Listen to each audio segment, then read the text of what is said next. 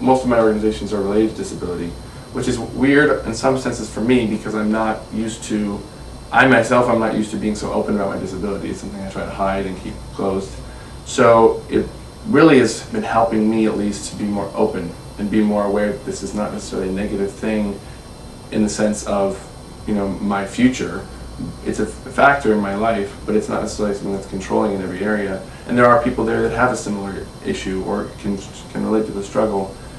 But in other organizations, it's kind of like a cloak I have to have on all the time, unfortunately, because it's sort of like hard to tell, you know, what, where, when, how to say things, when to talk to people, who to say it to, and how to be open. So when things come up, like for example, let's say I, you know, can't make it to a class, or I can't make it to an organization meeting because I couldn't wake up or something like that, or because my disability is just causing too much stress, it's very hard to explain that because they just don't understand. They're just kind of like, snap out of it, get your act together, you know, you're capable, why can't you just figure yourself out?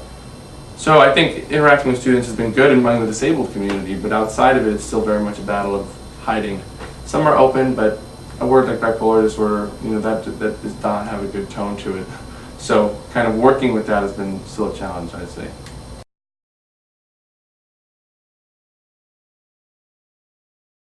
Having just an awareness that this is part of life, just like race, just like gender, just like any of those other factors, this is just another part of it. And it's not something really that affects the person themselves. It is definitely something that is part of their life and part of who they are as someone with a disability that's living with that. But it's their personality, their interests, their cares, their desires, their need for friends, their need for social interaction, those things are all the same.